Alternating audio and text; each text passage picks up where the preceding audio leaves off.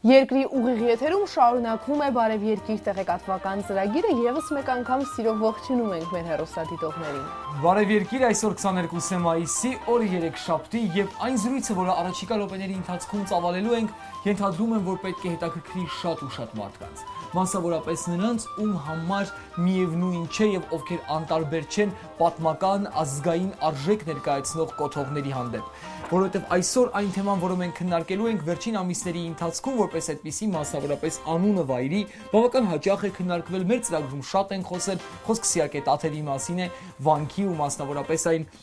բոլոր աշխատանքների, որոնք շրջակայքում իրականացվում են։ Այսօր մենք տաղավարում զրուցելու ենք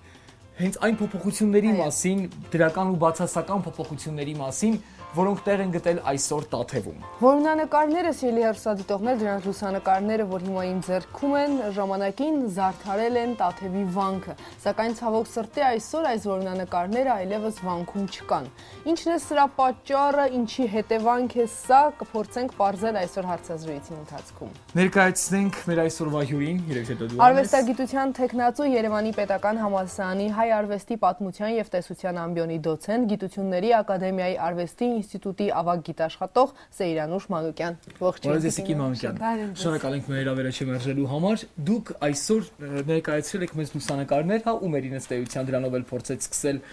խոսքը Տաթևի մասին, որտեղ որմնանկարներն են պատկերված Տաթևի։ Տաթևի որմնանկարները որպես առանձին արժեք ենթադրում եմ իսկապես, հա, որ թե մասնագետների եւ ոչ մասնագետների համար շատ ու շատ թանկ եւ կարեւոր են։ Ումերին արտահայտություն արեց։ Այսօր դրանք չկան կամ այն տեսքով չեն, ինչպես որ այս լուսանկարներում։ Իրոք դա այդպես է։ Այո, դա այդպես է, ես էլ եմ շատ շնորհակալ հրավերի համար, շատ վաղուց ուզում եմ խոսել այս որմնանկարների մասին, մեկ անգամ արդեն ձեր հեռուստակայանում իմ խոսքը տվել են, եւ այսօր ես ուզում եմ այս որմնանկարների ճակատագրի մասին խոսել։ Դուք արդեն ասացիք, որ դրանք արդեն փաստորեն չկան։ Ներողություն, Տիկին Մանուկյան, մինչ կխոսենք ներկայիս վիճակի մասին, մի քիչ հետաքրքրվենք ձեզանից, թե երբանից սկսեցիք հետաքրքրվել որմնանկարներով, մասնավորապես Տաթևի վանքի որմնանկարներով, հետո աստիճանաբար հասնենք մեր օրեր։ Հա, շատ լավ։ Ես այս որմնանկարներով զբաղվում եմ 1968 թվականից, ունեմ շատ հարուստ նյութ, հավաքել եմ լուսանկարներ եւ ունեմ նաեւ գունավոր ուրեմն տեսարաններ, որոնք ես արել եմ մինչև 76 թվականի ռեստավրացիան, հիմա չկան այս գունավոր պատկերները, բայց ես ունեմ, այո, ես եմ սրանք ներկայացրել։ Ուրեմն 76 թվին առաջին անգամ այս որմնանկարները ամրացվեցին եւ այս տեսքով գոյություն ունեին մինչև այս վերջի տարիները, երբ վանքը հիմնովի վերականգնվեց եւ Պողոս Պետրոս եկեղեցու պատերը վերաշարվեցին։ Դուք պատկերացնում եք ինչ է նշանակում, որ շենքի պատերը վերաշարվում են։ Փաստորեն քարերը նորից են շարվում, դրվում իրենց այո, իրենց տեղերը։ Իսկ որմնանկարները պարզ է, որ այդ քարերի վրա էին ամրացված եւ պետք էր նախ շատ լավ ուսումնասիրել այդ որմնանկարները եւ ճիշտ տեղադրել այն քարերը, որոնց վրա դրանք կային, եւ նաեւ ամրացնել եւ որոշ չափով նաեւ վերականգնել այդ որմնանկարները, որպեսզի նրանք կարողանային շարունակել գոյատևել։ Այսինքն դա պետք է լիներ ոչ միայն զուտ շինարարների աշխատանք, այլ համակցված համապատասխան մասնագետների, արվեստաբանների հետ։ Արվեստաբանների եւ ռեստավրատորների հետ, որմնանկարչության վերականգնողների հետ։ Մի քիչ խոսենք որմնանկարների արժեքի մասին, հա, որմնանկարները, որոնք ժամանակին զարդարել են Տաթևի վանքը, ովքեր են եղել դրանց հեղինակները, որպես արվեստի գործ, ինչ արժեք են դրանք ներկայացրել։ Որմնանկարները օծվել են 930 թվականին Հակոբ եպիսկոպոսի կողմից, նա է եղել պատվիրատուն եւ մեր պատմիչ Ստեփանոս Օրբելյանը հայտնում է, որ այդ Հակոբ եպիսկոպոսը հրավիրել է վարպետներ հեռավոր երկրից ֆրանկ ազգավ։ Սա մի եզակի դեպք է մեր պատմության մեջ եւ հրավիրվել են վարպետներ արևմուտքից։ Իմ կարծիքով դրանք եղել են հյուսիսային Իտալիայից հրավիրված վարպետներ, քանի որ դուք գիտեք, որ այս եկեղեցին, գլխավոր եկեղեցին բանկի նվիրված է եղել Պողոսին եւ Պետրոսին, եւ այստեղ բանկի հիմքում թաղված են եղել նրանց մասունքները։ Իսկ մասունքները պարզ է, որ պետք է Իտալիայից բերվեին, որովհետեւ դուք գիտեք, որ նրանք Հռոմի աթոռի հիմնադիրներն են։ Եվ փաստորեն նրանք փորձել են այդ վարպետների միջոցով կապվել իրենց եկեղեցու սրբերի հայրենիքի հետ։ Բացի դրանից ասեմ, որ 10-րդ դարում մի իրավիճակ էր Եվրոպայում, երբ ֆրանկական պետության վարպետները ծրվում էին ամբողջ աշխարհով մեկ, քանի որ այնտեղ անհանգիստ վիճակ էր եւ նրանք աշխատանք չունեին։ Այդպիսի դեպքեր շատ բնորոշ են միջնադարյան պատմությանը եւ կապերը եղել են շատ ակտիվ։ Մեզ է թվում, որ միջնադարում չեն եղել ինքնաթիռներ, չեն եղել լավ ճանապարհներ, բայց չեն եղել եւ կապեր։ Բայց դա այդպես չի։ Կապերը եղել են շատ ակտիվ։ Եվ մենք գիտենք հազարավոր փաստեր, երբ բյուզանդական վարպետները աշխատել են Ռուսաստանի տարածքում, Վրաստանի տարածքում, եւ նաեւ ասենք հայ վարպետները աշխատել են Բյուզանդիայում եւ Արևմուտքում եւ հիմա այս դեպքն է, երբ Հակոբ եպիսկոպոսը հրավիրել է արևմտաեվրոպական վարպետներ եւ այս հանգամանքը մեզ հայերի շատ բախեցնում է, շատ հաճախ երբ իմանում են, որ այստեղ աշխատել են արևմտյան վարպետներ, այս խուսափում են այս հուշարձանով զբաղվել եւ տպել։ Ես պատրաստել եմ մի մենագրություն, որը պետք է 1978 թվականին տպվեր երկրորդ միջազգային սիմպոզիումի կապակցությամբ եւ արդեն պատրաստ մակետավորված գիրքը հանեցին տպագրությունից, վախենալով, որ վարպետները հայ չեն եղել։ Անշուշտ նաև այստեղ հայ վարպետներն են աշխատել, որովհետև տաճարը շատ մեծ է եւ միայն այդ հրավիրյալ վարպետները չէին կարող այստեղ աշխատել։ Պարզ է, որ նրանք ունեցել են տեղական վարպետների որպես օգնական, այո։ Գուցե ես չեմ հասկանում ու նաև հեռուստայտողը պիտի խնդրեմ այդ դեպքում դա մանրամասնել։ Իսկ ի՞նչն է այստեղ վատ կամ այնպես չէ այն հանգամանքի հետ կապված, որ հայեր չեն եղել հիմնական աշխատողները։ Ոչ մի վատ բան չկա, ոչ մի վատ բան։ Հակառակ, դա մեզ պատիվ է բերում եւ մեր հնարավորությունների մասին է խոսում, որ մենք կարողացել ենք դրսից վարպետներ հրավիրել։ Եվ ըստ երևույթին Հակոբ եպիսկոպոսը ուզեցել է մի վեհաշուչ հուշարձան ստեղծել եւ հենց այդ պատճառով էլ հրավիրել է դրսից վարպետներ մեծ ծախսեր անելով եւ Ստեփանոս Օրբելյանն դրա մասին գրում է, որ մեծ ծախսեր է արել եւ ստեղծել է մի հուշարձան, որում Քրիստոսը այնպիսի այսպես ահռելի տեսք է ունեցել, որ սարսափ է նույնիսկ ներշնչել դիտողներին եւ մի փոքր նկարագրում է ով է պատկերվել ավագ խորանում եւ նոր գունավոր ցույց տվեցին այդ ավագ խորանի պատկերները, վերևում եղել է Քրիստոսը, դրանից այո, մարգարեները, առաքյալները եւ ներքևում էլ եկեղեցու հայրերը։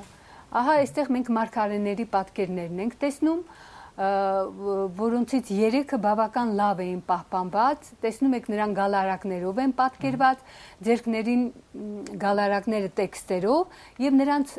ֆիգուրների կողքերին էլ նույնպես կան գրություններ, ըստ երևույթին դրանք նրանց անուններն են եղել ամեն մեկի։ Հիմա ոչ մի բան չկա, հիմա ավագ խորանում ուրվագծերը որոշ չափով պահպանվել են, իսկ ասենք արևմտյան պատի որնանկարը առհասարակ վերացել է, իսկ դա եղել է մի չտեսնված տեսարան եւ շատ կարեւոր 10-րդ դարի համար։ Պատկերված է եղել Քրիստոսի երկրորդ գալուստը եւ ահեղ դատաստանը, շատ այսպես զարգացած հորինվածքով, որը դեռևս քրիստոնեական աշխարհում չկար ուրիշ տեղ։ Այսինքն սա առաջի հուշարձանն է, որտեղ այսպիսի զարգացած պատկերագրական համակարգ ենք տեսնում։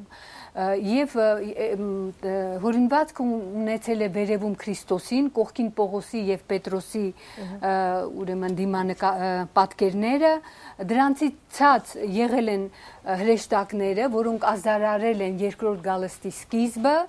եւ ստորին հատվածը ամբողջովին ծածկված է եղել գերեզմաններից ելնող մեռելների ֆիգուրներով։ Շատ տպավորիչ, երևում են, որ նրանք իրենց դագաղների կափարիչները նետել են մի կողմ եւ կափարիչներից դուրս են գալիս։ Ես հազարներողություն իման եմ ուզում ճշտել։ Գունավոր լուսանկարները, որտեղ որնանկարները բավական լավ երևում են ու դուք ասացիք, որ դուք եք տրամադրել, որ թվականին էին արվել։ Այսինքն մինչև երբ այդ որնանկարները կային։ Մենք գիտենք նաև մինչև 90-ական թվականները կային։ Իսկ սովետի ժամանակ մենք գիտենք, որ որնանկարները եւս ենթարկվել են հետաքրքիր մարդկային գործոնն է ոչնչացրել դրան, ոչ, այս վանքը երկու ուժգին երկրաշարժ է տարել, վերջինը 1936 թվականին, եւ այդ երկրաշարժից հետո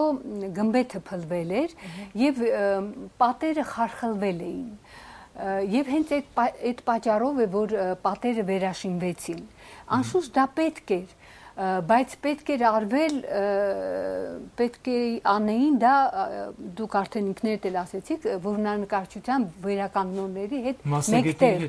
Իսկ այդ հարցը առհասարակ չի արտարծվել, դրա մասին առհասարակ չեն մտածել։ Այն տեսքով վերականգնումը, որը մենք այսօր տեսնում ենք, երբ է արվել։ Այս վերջի 4-5 տարում։ Ահա, 4։ Ես ուղղակի ուզում եմ պատկերացնել, թե մի մարդ, ով այսքան տարիներ ուսումնասիրել է այդ որմնանկարները, հանկարծ գնալով Տաթև ու տեսնելով այնինչ տեսել է, ինչ ապրումներ է ունեցել։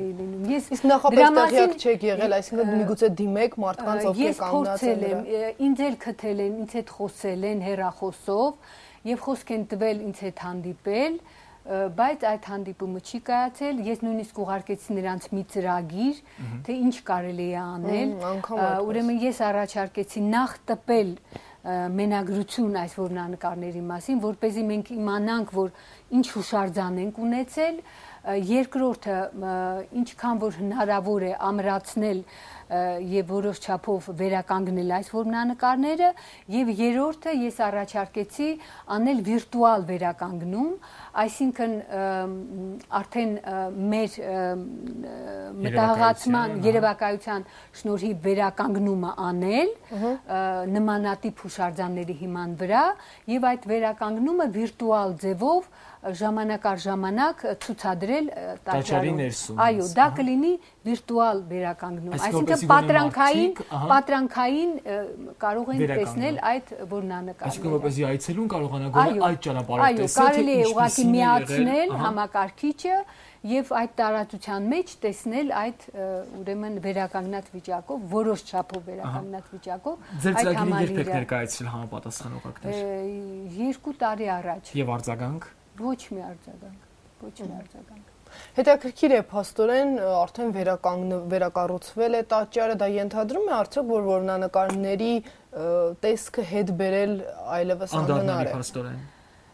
Ուրեմն ասեմ, որ հյուսիսային պատի որմնանկարը, որը տեղադրված էր 3 պատուհանների արանքում, ամրացված է ուրեմն մի տախտակե պատի վրա եւ ուղղակի պատի մոտ դրված է, դա կարելի է նորից տեղադրել պատին, բայց դրա շնորհիվ որոշ չափով այդ որմնանկարը պահպանվել է։ Արևմտյան պատը իհարկե անդառնալի կորսված է եւ գիտեք, ես ուղղակի զարմանում եմ, թե ինչ այսպես անտարբերությամբ է արված այդ ամենը։ Ես այստեղ մի ֆոտո ունեմ, հիմա ես ձեզ ցույց տամ, որտեղ երևում է, ահա, արխիվային ֆոտո ունեմ, որտեղ երևում է, որ որմնանկարների կենտրոնը եղել է դրան վերևում։ Իսկ հիմա առաստաղի տակ են։ Այսինքն լրիվ, այսպես ուղղակի ինչքան կտոր եղել է, սա իրար միացրել են եւ մի տեղում հավաքել են։ Դուք պատկերացնում եք դա ինչ բարբարոսություն է։ Դա չեմ էլ ուզում ասել անգրագիտություն, դա ուղղակի բարբարոսություն է։ Փաստորեն ոչ միայն ռեստավրացնել, այլ նաև ոչնչացնել։ Ինձ հետաքրքիր է, փաստորեն ձեր մենագրությունը չի տպվել, հիմա էլ հա չեն արձագանքել ձեր խնդրանքին ծրագրին։ Ես փորձել եմ մի քանի հրատարակչություններում ուրեմն տպել այս աշխատանքը, Մոսկվայում 2 հրատարակչություններում պատրաստ են տպել, բայց դրա համար ֆինանսներ են պետք եւ ես ուղղակի դիմում եմ այս ամբիոնից բոլոր մեր այսպես ասած ունևորներին, եթե հնարավորություն ունեն ֆինանսավորել այս գրքի հրատարակչությունը։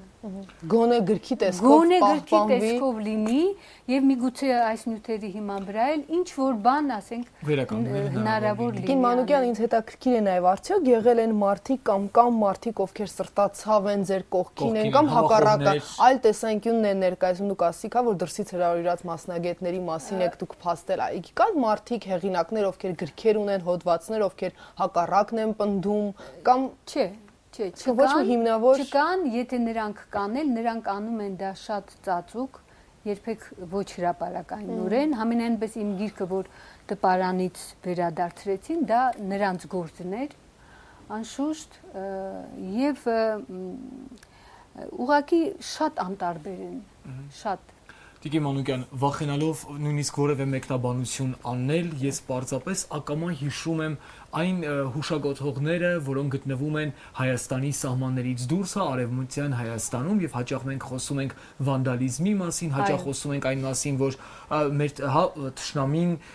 վատ է վերաբերվում դրանց եւ ոչնչացնում պարզապես, սարսափելի է իհարկե այն, որ ապրելով ազատ, անկախ երկրում, որտեղ մասնագետները հասանելի են, որտեղ անհնար ոչինչ չկա, մենք այսօր կանգնած ենք փաստի առաջ, որ մեր կարևորագույն վանական համալիրներից մեկը այսօր ներկայանում է բացարձակ ոչ այն տեսքով, ինչպիսին որ կարող էր ու պետք էր ներկայանալ։ Սիրելի հեռուստադիտողներ, մենք ամփոփում ենք մեր զրույցը եւ իհարկե հուսով ենք, որ մեր այս սրտացավ զրույցը, ասենք այսպես, մի մարդու ներկայությամբ ու մասնակցությամբ ով իր կյանքի մի մասը, զգալի մասը նվիրել է Տաթևի ուսումնասիրությանը։ Այո, ես կարող եմ ասել, որ իմ աշխատանքի թերթերը, այն ժամանակ ես մեքենագրական տեքստով եմ դրանք լրացրել, դեղնել են արդեն։ Հուսով ենք ամեն դեպքում այն ինչ հնարավոր է վերականգնվելու է, իսկ այն ինչ էլ անդառնալի կորած է գոնե վիրտուալ ճանապարհով ինչ որ կերպ կմնա մեր սեփականությունը կդառնա, իսկ մենք իհարկե ինչպես եւ տարիներ առաջ սկսեցինք հետեւել Տաթևի ընթացիկա աշխատանքներին, այնպես էլ շարունակելու ենք եւ իհարկե ես համոզված եմ, որ այդ ճանապարհին մենք կրկին ու կրկին կհանդիպենք այս տաղավարում։ Շնորհակալություն։ Սիրելի հեռուստադիտող, իսկ հաջորդ թիվ երաժշտական մի հոլովակ, ձեզ խնդրում ենք դեռ չլքել մեր տաղավարը, ընդամենը մի քանի րոպեից տաղավարում մենք հյուրընկալելու ենք Թբիլիսի օպերային թատրոնի Սուլիկո անսամբլի ներկայացուցիչներին, նրանք ամսի 22-ին այսօր մի ուշագրավ համերգով են հանդես գալու կամերային երաժշտության տանը ազգային պատկերասրահ միջազգային երաժշտական փառատոնի շրջանակներում։ Սպասեք մեր հյուրերին այս տաղավարում ընդամենը մի քանի րոպեից։ Խոսեցինք Տաթևի վանքի մասին եւ կարծում եմ, որ հաջորդ տեսը հոլովակը հիանալի կշարունակի ու կամփոփի մեր հարցազրույցը։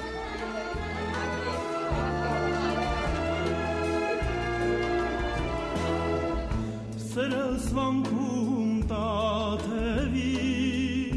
մոմեր վառած կաղոթեր մոտեցավ որ համբուրեմ ասաց տղա ամոթ է մոտեցավ որ համբուրեմ ասաց տղա ամոթ է ասի